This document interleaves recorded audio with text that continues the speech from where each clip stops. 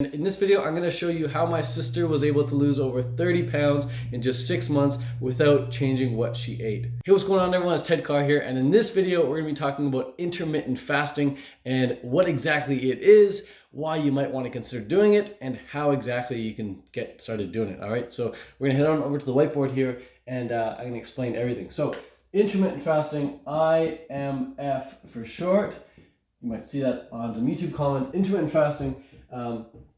Many reasons for it. First, before we get into the reasons why you might want to do intermittent fasting, let's talk about what it is. Intermittent fasting is essentially just shortening your eating window. So most people, when they eat food throughout the day, they wake up at, let's say, 7 a.m. or 6 a.m.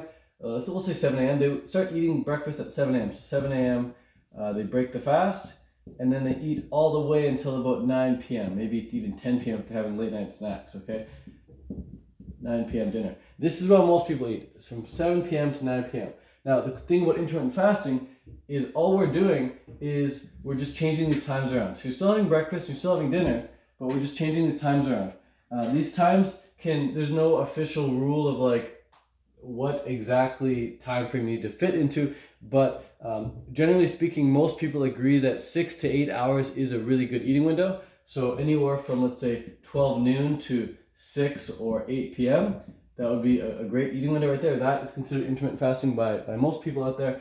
Some people take it to the extremes. So some people eat in a 1 hour eating window, if you can believe it or not. Some people eat between, they'll eat between like 5 and 6 p.m. I had a friend, Evan Rock, some of you might know him. We were eating in Hawaii, and every night for dinner, when we'd come over for, family dinners, he'd come and he'd just fill his plate, he'd mound his plate with all this food, and everyone's like, why is Evan eating so much? And like, because he's doing this intermittent fasting thing. And so he'd eat so much between 5 and 6, and he'd just absolutely feast, big portions, because he only has an hour to eat it. And he was getting great results with it. And we're going to talk about that in a sec, the benefits of intermittent fasting. But point is, some people do extreme, they only do a 1 hour eating window. For me personally, I find what works best is eating between 12 and 4 p.m. That way I have 4 full hours to eat all my food. I can break the fast at 12 noon. That allows me all morning to just be productive without having to eat and still digest the night before's food. And then all the way up until 4 p.m. I'm eating. And then at 4 p.m. I stop, so that by the time I go to bed at around, let's say, 9 or 10 p.m., I'm empty, I'm light, I'm feeling good, I can actually have dreams, okay? Dreams. So this is my window, 12 to 4. And I said I'm eating between 12 and 4 nonstop, but I'm actually not eating nonstop. I usually have about 2 meals, maybe 3 meals, or 2 meals and a little snack in there. So I like to have a big meal at 12 noon, maybe a big fruit smoothie. And then at, it's a smoothie by the way, and then at 4 p.m. I'll have either another big smoothie or a massive salad or a bowl of like some quinoa or some buckwheat or something like that. Okay, so this is my day of eating. Just a big fruit meal to break the fast, and then a big another fruit meal or a big salad or some cooked foods like quinoa and buckwheat around 4 p.m. And that's it. And then around 9 p.m. I'm in bed. So that's it. Okay, that is intermittent fasting 101. And I told my dad, I said, Dad, do you ever do intermittent fasting, or would you ever do intermittent fasting, or have you ever heard of intermittent fasting? And then he's like, I would hope that your fasts are intermittent, meaning like, if they're not intermittent, you're gonna fucking die of starvation. So all fasts, I guess, are intermittent, but most people, like I said, they eat between like 7 a.m. all the way up till 10 p.m. or whatever. So that is what exactly intermittent fasting is. It's just a shorter eating window. And the reasons for doing it, there's so many reasons for doing it. I'm going to talk about 3 of the main benefits here, the 3 main benefits, the 3 main reasons I do it. So the first reason is productivity. So we'll say prod. Okay, productivity is the first one. When I don't eat until 12 noon, like right now it's maybe 10 a.m. or something, I have the whole morning to wake up and just work. I can go for a nice walk, I can read, I can get some stuff done, I can make videos without having to spend energy on digestion. And you might say, oh, but Ted doesn't spend much energy on digestion just eating an apple or something. But for me, like if I wake up and I'm reading a book and then I eat a little bit of food, I can no longer focus on the book anymore. I'm like, for some reason, I'm just not interested in the book. I can't sit and just focus and get into these deep trains of thoughts. I'm rather going off on running, doing errands and doing different things, talking to different people and just getting a lot on my plate. For whatever reason, I don't know why that is, but for me, I'm the most productive when I don't have food in my belly. And humans, we're really designed to be this way. We're designed to get up and work. We're designed to get up and do things. We're not designed to get up and eat right away. Your digestive system needs a while to wake up. And one thing I love to do before I eat is move and get some stuff done and feel light and feel clean. Like right now I feel completely empty, feel nice and good. And I love this feeling. It feels very, very healthy for me. And we'll talk about why that is in a sec, but I'm really the most productive before I eat. I'm also productive throughout the day, even once I do eat, for sure, but intermittent fasting allows me to be a lot more productive. Not just because I'm not eating before 12 and I don't have to think about food before 12, but also because after 4 p.m., I'm now no longer thinking about food. I've got all my food in for the day. I can now spend the next 6 hours between 4 p.m. and 10 p.m. actually working again. So food is no longer like a decision I need to make. If you can cut out the amount of decisions you have to make each day, you're gonna be a lot more productive. That's why Steve Jobs only wore black turtlenecks every day. He wore the same black turtleneck every day. He had like 100 pairs of it, so he didn't have to decide what clothing to wear. He just picked the same shirt every day and wore it. And so same with intermittent fasting. You don't decide when to eat. The decision's already made for you. Eat at 12 noon. You don't decide when you should stop eating. The decision is already made for you. Stop at 4 p.m. And you don't need to do 12 to 4. You could do 2 p.m. to 6 p.m. or pick your own window. But for me, I find 12 to 4 works best. Okay, so that's productivity. The second benefit to intermittent fasting is autophagy. We'll just say auto. Okay, autophagy is simply survival of the fittest when it comes to your cells. So your cells will multiply and divide, and what ends up happening when you do intermittent fasting, when you do fasting of any type, is that your body starts to get rid of all the old cells a hell of a lot quicker. So you start to get into like anti-aging mode. It allows your body to get rid of all the old cells, and just the healthy cells, it allows them to, it gives them all the leftover nutrients. It gives them any nutrients that are still left in the body, it gives them to the healthiest cells. Because they're like, hey, there's no food coming in. We don't want to waste any bit of nutrients on these old dying cells. We'll just get rid of them. So it allows your body to flush out old cells so much quicker. So your rate of renewal, your rate of growth, your rate of regeneration is so much higher. So autophagy is basically allowing your body to regenerate a hell of a lot quicker. And that's why I was saying how I feel so good, I feel so light, I feel so clean, I feel so awesome, so perfect really as a human being when I'm not eating food. I feel an absolute best. And you might say, oh Ted, you have an eating disorder, you feel your best when you're not eating. Maybe you should try a different diet or something. I eat the world's best diet. Like 90% of my calories comes from fresh freaking fruit. Most of it's organic. And then whatever is not fresh fruit is like organic cooked food, like some quinoa, some buckwheat, and things like this. So sweet potatoes, yams, those sorts of things. So I'm eating the world's best diet. My diet doesn't need to change. I feel great on my diet. I've been eating this way for the past decade. Well, actually the past decade's been 100% raw, but now I've incorporated some cooked food. But I still feel amazing because of intermittent fasting, because of autophagy. Autophagy allows your body to get rid of all the old cells a lot quicker, and so the cells you do have are very robust and strong and full of vitality. Okay, so that's the second benefit. The third benefit of intermittent fasting is we've got the productivity, we have autophagy, and then the next benefit is something called HGH, also known as human growth hormone. All right, and this is what allows your body to burn up excess body weight or excess body fat a hell of a lot quicker, and allows you to show off your lean body mass a lot easier. So if you're trying to build size and you're trying to look good, and it can be tough. It can be tough if you're a guy, it can be tough if you're a girl to put on size. I know a lot of girls go to the gym, they say, oh, I don't want to get big like you. I'm like, good luck getting big like me. It's taken me a while to figure out how to get big.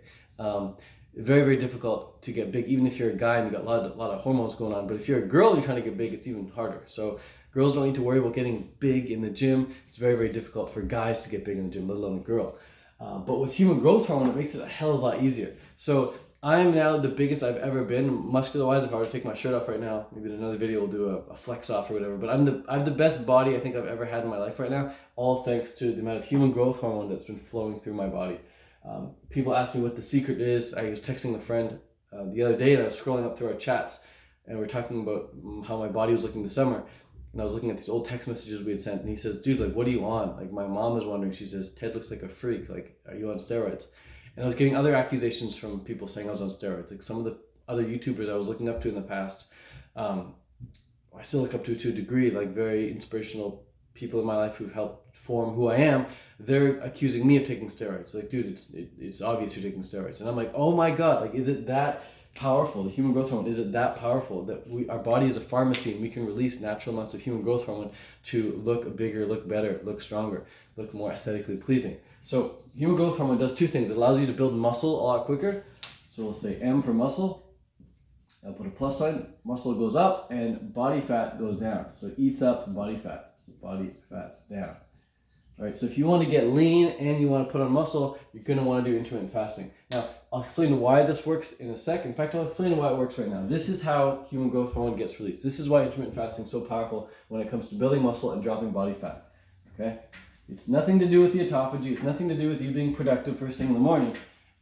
It's got everything to do with how it releases human growth hormone. So, if on a normal day, let's say you wake up and you're eating from 7 a.m. to 9 p.m. This is your full day, and you're sleeping from here to here, and you're sleeping from here to there. Okay, this is what happens. You eat here, and you finish eating there. Every single time you eat food, insulin goes up. And once you eat food, once you eat a substantial amount of calories, let's say a couple hundred calories worth of food, insulin is so high, it's gonna stay up, it's gonna stay elevated for about 6 to 8 hours. And I hate to use the word spike in insulin. It's kind of a scary word. It's kind of something that you might think you want to avoid, but it elevates. When you eat food, whether it's a fruit or whether it's a potato, whether it's a piece of meat, your insulin's going to be elevated. Okay, so insulin goes up, and insulin's going to stay up for about 6 to 8 hours after you stop eating. Meaning it's going to be up, and if you're eating, a couple times throughout the day, it's going to stay up, it's going to stay up, it's going to stay up, it's going to stay up. Once you stop eating at 9 p.m., okay, now it's going to start petering off. It's going to start taking about 6 to 8 hours to actually get back down to baseline. Okay, and baseline is where you actually want to be if you want to release human growth hormone. Because if insulin is present, human growth hormone cannot be released. That's pretty much all you need to know. Like, if insulin is up,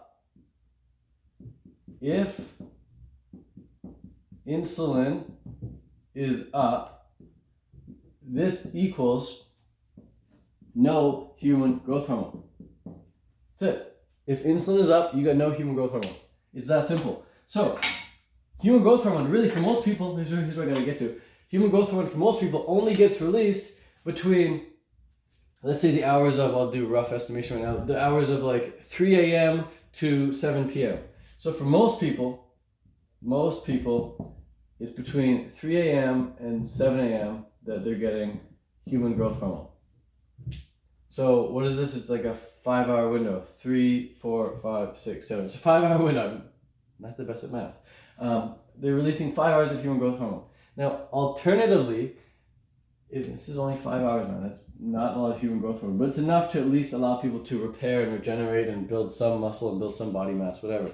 Okay, so 5 hours of human growth hormone release. Now, what a lot of people do to compensate for that, not a lot of people, but bodybuilders, they inject human growth hormone because they know the power of it. So they get the synthetic version and they just straight up inject it into their body, so that even throughout the day when their insulin is up, the human growth hormone can get released or not get released, they're not even releasing it, but they're just injecting it synthetically externally. Okay, they're getting it from external sources. But if you want your body to be able to release it naturally, and you don't have to rely on synthetic drugs, then you're going to want more than just 5 hours of release of human growth hormone, okay? What you're going to want to do is you're going to want to spend the majority of your time in a fasted state. Because when you're in a fasted state, that's when the human growth hormone gets released. So instead of doing 7 a.m. to 9 p.m. of eating, right, what we want to do is approximately 12 p.m. to 4 p.m.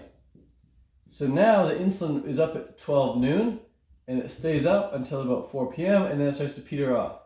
And we'll say 6 hours after 4 p.m.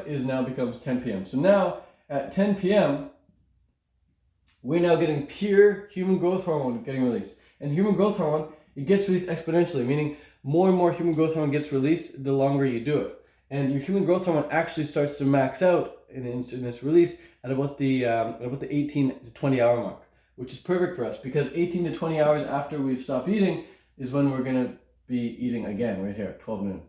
Okay? So if you want to maximize your human growth hormone release, like if you want to release like 1,000% more human growth hormone than you would be if you're eating from 7 a.m. to 9 p.m., then you're going to want to start doing intermittent fasting between 12 and 4 p.m. And it's just really that simple. Like, it's like if my eyes are open right now, I cannot release melatonin. Melatonin gets released every time you blink. And then when you close your eyes, you get a lot more melatonin released. It's the same thing when you're eating food. When you eat food, insulin's up. And when insulin's up, human growth hormone's not getting released. Okay, so if I want to release melatonin, I can't be staring at that light. I can't be staring at that light. I got to close my eyes and go lay down in a dark spot and just finally, now I'm releasing melatonin. So if you were to check my body right now, you'd see melatonin's getting released because my eyes are closed. Open my eyes, melatonin is no longer being released. That's why you blink throughout the day. Or it's not why you blink through the day, but it's one reason why we blink throughout the day. Little bits of melatonin get released. That way, after many, many hours of blinking, you start to lay down and you start to get tired, and boom, you finally fall asleep. Same thing here with eating. If you're eating throughout the day, insulin's up, insulin's up, insulin's up. Finally, you stop eating, boom, insulin comes down, human growth hormone gets released, and you're able to rest and regenerate. Okay, so that is the primary reason how and way human growth hormone gets released. Now, we talked about the what is intermittent fasting. We talked about the why intermittent fasting. We talked about that. We talked about the what. We talked about the how, and we talked about the why. That's pretty much it, actually. There's not much more to talk about. If you want to get started with intermittent fasting, this is how I'd recommend getting started. Okay, here's how I'd recommend getting started. You just look at what you're eating already, at what time you're eating already. Don't change anything. Don't watch this video and say, oh, Ted says to eat between 12 and 4. I'm going to try and eat between 12 and 4. I would not recommend it. That's not how I got started. That'd be like sitting on a couch and seeing a marathon runner run by and say, I want to run a marathon. I'm going to go run a marathon. And you just get up and you go run the marathon. So you got to train. You got to build up. So if you're currently eating, and you take note of this, you write a diary. Just take note of what time you're eating already. You might realize tomorrow morning when you wake up, you actually do eat at 7 a.m. And you do go all the way to 9 p.m. Maybe that's you now. Okay? Maybe right now you are eating 7 a.m. to 9 p.m. And then tomorrow, the following day, you realize, hey, I can make it to 9 a.m. no problem. But I still find myself eating all the way to 9 p.m. And then the following day, again, you're just taking note. You're not pressuring yourself. You're just being aware. You're just bring awareness to something you're already doing. The next day, you might find, hey, oh my God, I made it to 10 a.m. This is great. I feel like a boss. And that is really where I started. Once I got to 10 a.m., I felt like I was on the intermittent fasting train. I was on the fast track to getting human growth hormone. I was like, I don't eat till 10 a.m. That was like my new identity. And then I'd go all the way till about 8 p.m. and I stopped eating then. Okay, and I'm like, wow, I got it figured out. And then from here, it was just a matter of time before I slowly progressed until eventually, you might find yourself eating at 11 or 12 or even 1 p.m. You know, you don't need to be dogmatic about this, but I do find that the more strict I am with it, the more productive I am in life in general. It's just like, kind of like how you don't want a messy room, so you don't put clothes on the floor. It's like a rule. Some people are like, oh, it's just clothes on the floor, it doesn't matter. And yeah, it's fine, it's your room, do whatever you want. Put clothes on the floor. But if you want a nice, clean room, you just have a rule of not throwing clothes on the floor. It doesn't mean you have a cleaning disorder or something. And same thing here. So it doesn't mean you have an eating disorder if you do want to be strict and eat 12 to 4, because some people are like that. And everyone's different. Everyone has different ways of doing things. But I like to be 12 to 4, but I'm not dogmatic about it. So every now and then I'll eat at 11. Every now and then I'll eat at 1 p.m. Every now and then, heck, I'll wait till like 4 p.m. and then I'll finally eat. And then you might find yourself, stopping at whatever, 4 or 6 or 8 p.m. Okay? So that is how I recommend getting started. Just find out where you're at now. Don't change anything. Just start taking note of it. Then maybe make a minor 1 hour adjustment and then another 1 hour adjustment, and then eventually get it so you're comfortable where you can get all your calories in without feeling like you're rushing it, without feeling like you're feeling pressured or anything like that. Just eat from when it's time to eat until it's time to stop eating, and then just get in all your calories there. And track the results. Track the results. My sister lost like 30 pounds over the past 6 months from doing intermittent fasting. I probably should have said that at the start of the video here. But she was overweight just by eating vegan food, and she started doing intermittent fasting, 12 to 4, 12 to 6, and now 6 months later she's lost 30 freaking pounds eating the same food.